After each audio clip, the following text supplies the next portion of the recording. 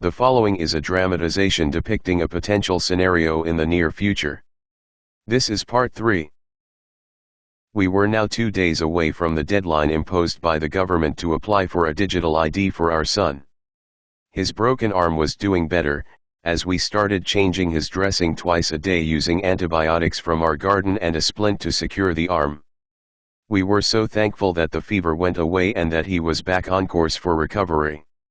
However, we still had the looming threat from the government, to comply with their mandates, or face losing our child.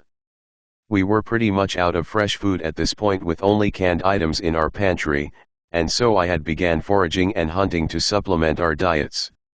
I was in luck today, as I was able to source some mushrooms, and some fish from the nearby river.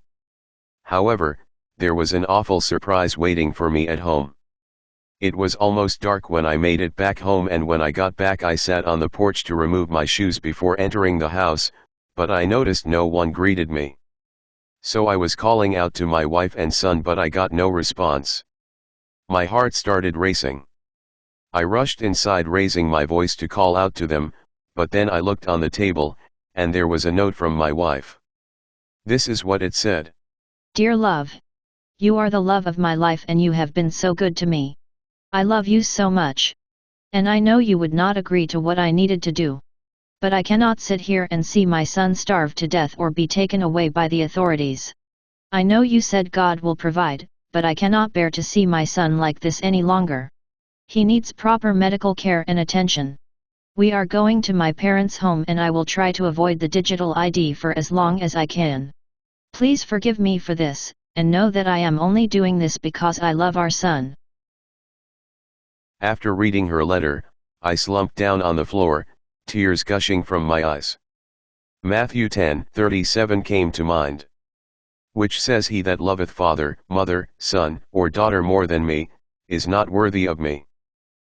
I was not angry with my wife for doing what she did, but all the life was sucked out of me as I started to doubt my own self and the convictions that I held.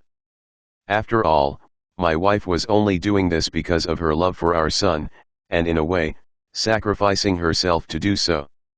So there was a tinge of guilt that I felt, mixed in with sadness, fear, and hopelessness that I had perhaps failed my family to follow after the Most High. I prostrated myself and laid down flat on the floor with my face to the ground and wept, asking the Most High to take me out of this world, if it be His will. I never felt more sick to my stomach than at this moment.